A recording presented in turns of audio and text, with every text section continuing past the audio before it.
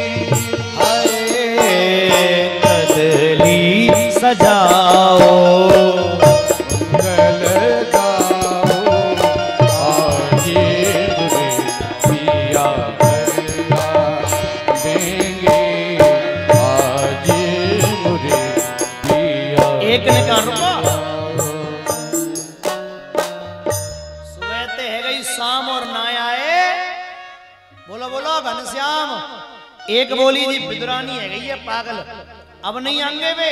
तो विदुरानी बोली आएंगे। विदुरानी को बात लग गई, ढोलक अपने गर्दन में डाली, खड़े होके बजा के बोली आएंगे। और माल में क्या कह रही है, अरे मैंने मोहन को बुलाया है वो आता होगा। मैंने मोहन को बुलाया है वो आता होगा। देखिए आप सब मेरे साथ जोर से बोलना, मैं कहूंगा आता होगा तो आप भी यही रिपीट करना, आता होगा जोर से, ठीक है? बोलू, वो आता होगा। भाई लोग कम मत करो, तुम्हारे यहाँ की तो गायकी ऐसी है कि बिना ढोलक के माइक फट जाए। सही बता रहा हूं मैं, इटावा मैनपुरी यहाँ की तो गायकी इतनी धुआंधार है। बड़े बूढ़े रात में गाते हैं तो जिले कहते हैं माइक में चिल्ला तो हो गए। हाँ चकाचक आवाज है, खाए खाए के मठा के आलू। तो जोर दे, वो आता होगा, वो आता होगा, वो आता होगा। अरे मैंने मोहन को बुलाया है वो आता होगा। वो मैंने मोहन को बुलाया है वो आता होगा। अरे तुम भी आना, तुम भी आना मेरे घर आज तमाशा होगा।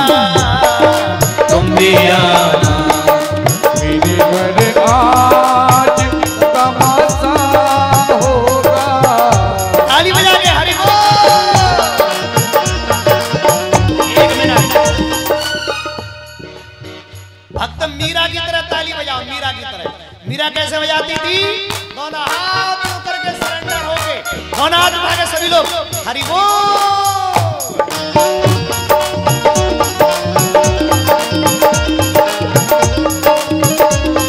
मेरे प्यारे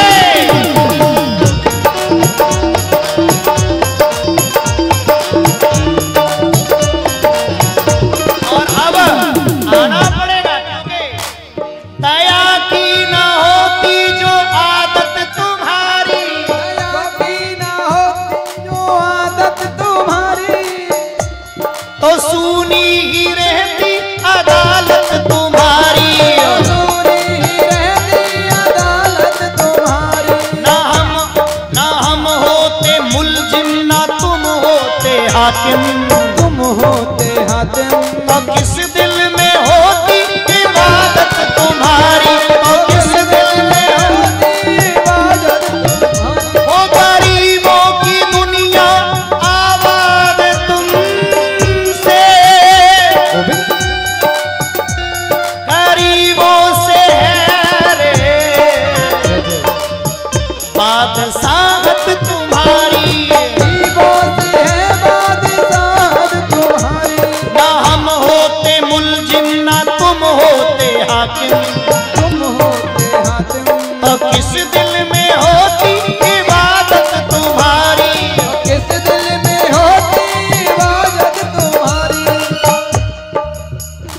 तेरे चरणों में मेरी सुबह सांब सांब रे, आजा आजा आजा आजा मेरे काम सांब, तेरे चरणों में मेरी सुबह शाम सांब रे, आजा आजा आजा मेरे काम सांब। मैंने तुझसे लगन लगाई रे,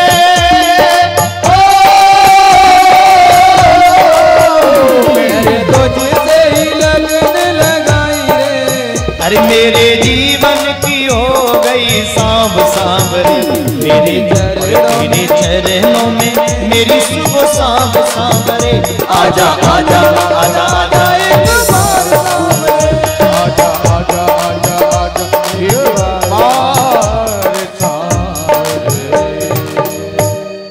एक ने कहा है विदुरानी नहीं आएगा वो।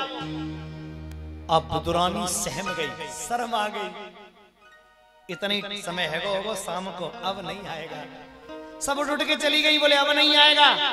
सोई विदुरानी खिसिया कर अंदर घर में चली गई और रोने लगी, दारिके ने अपमान कर दो मेरो, भीड़ में मोती कहेगो मैं आऊंगा और हम इंतजार कर रहे हैं, अब आया नहीं। विदुरानी गुस्से के मारे अंदर जाकर नहाने लगी और जैसे ही जल अपने ऊपर डाला, जल डालते ही सजनों एक आवाज आई, काकी, अरे ओ काकी द्वार खोलियो। काकी बोली कौन है? काकी मैं कन्हैया। हाय मेरा लल्ला आ गया, मेरा बेटा मेरा बछड़ा आ गया। मैया दौड़ी, मेरा भैया मेरा बेटा मेरे कन्हैया मेरे गोविंद आ गए। दौड़ी दौड़ी द्वार पर आई, भगवान की बलैया ले रही है, उड़निया ओढ़ के सज्जनों, एक पीताम्बरी ओढ़ के, और मैया भगवान को अंदर ले आई। अब बैठाए काय पे, तो वो होता नहीं जिस पे बैठ के चाकी चलाते थे, वो क्या बोलते हैं बातें, तुम्हें पिढ़िया कहते हैं, क्या कहते हैं? पिढ़ी, बहुत बढ़िया, खटिया को बच्चा। बाई पे सजनों बैठ गए, उल्टी डाल दी, हाँ उल्टी डाल दी, भगवान उल्टी पे ही बैठ गए और बाकी पाए पकड़ ले। जैसे ही पाए पकड़े, विदुरानी बोली लाला उल्टी है सीधी कर दूं, बोले चिंता मत कर, पकड़ वे को खम्भ मिल गए। हाँ मेरे गोविंद उसी पर बैठ गए।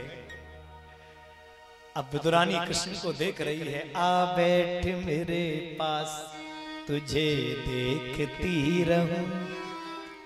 बहन भाइयों, जैसे ही सामने कृष्ण को देख रही थी, काकी बहुत देर हो गई। मेरे गोविंद बोले काकी हम तो भूखे, अब देखती रहोगी, हमारे ताई कछु खाए पिलाओगी। काकी की आंखों में आंसू आ गए, घर में कुछ था ही नहीं।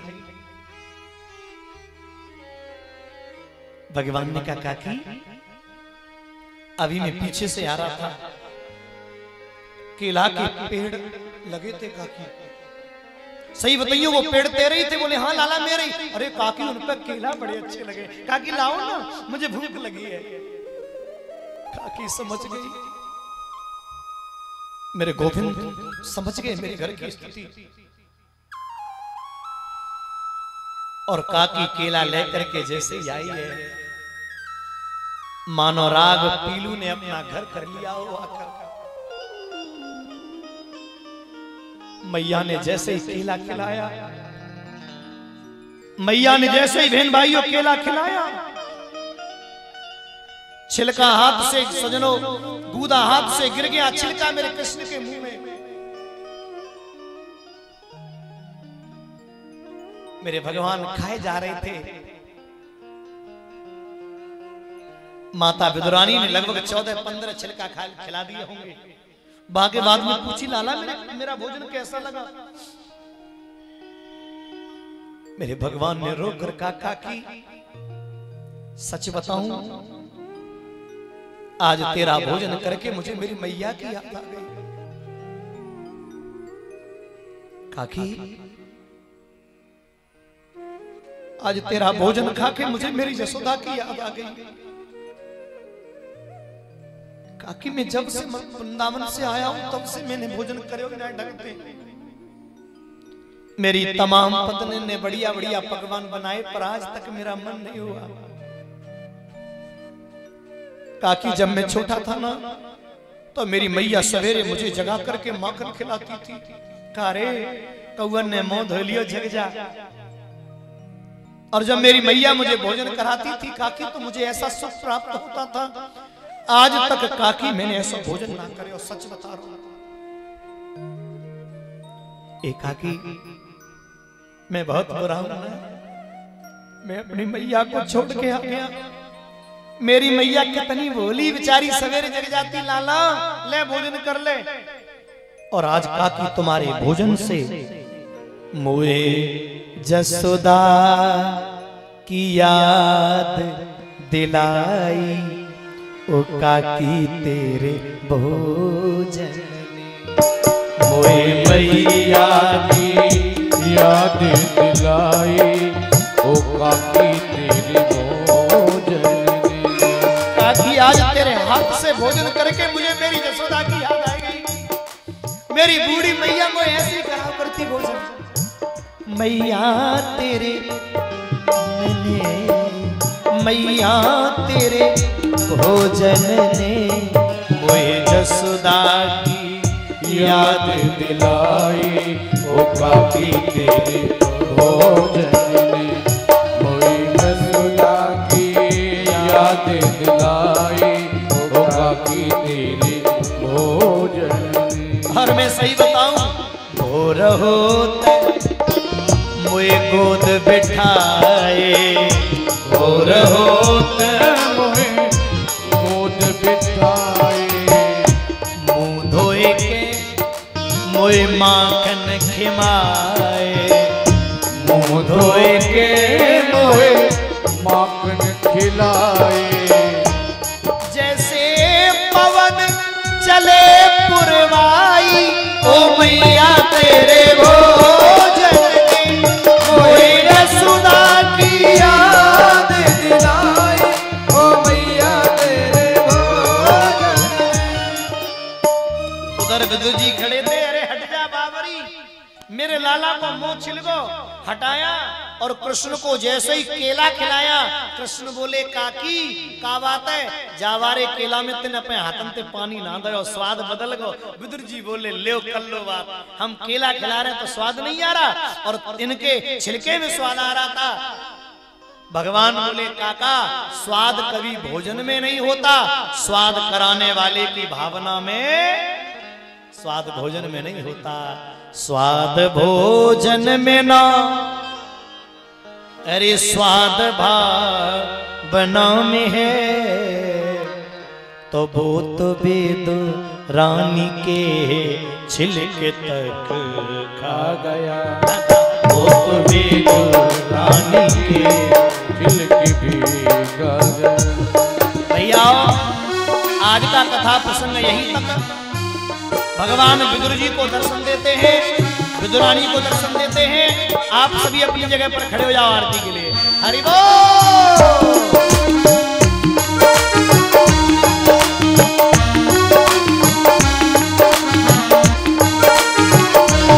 स्वाद भोजन में ना, स्वाद भावना में है, स्वाद भोजन में ना, स्वाद भावना में है। वो तो वेद रानी के छिलके भी खा गए। अभी नहीं रुक जाओ, अभी तो ऐसा भजन होगा जहाँ पर नहीं नृत्य है जाए, है ना, थोड़ा नृत्य कर ले तो लगेगी यहाँ कथा सुन के आए हैं। बढ़िया वाला भजन जिस पे नृत्य हो सके थोड़ा सा, जिनका मन करे नाच नूच ले अपने भावते।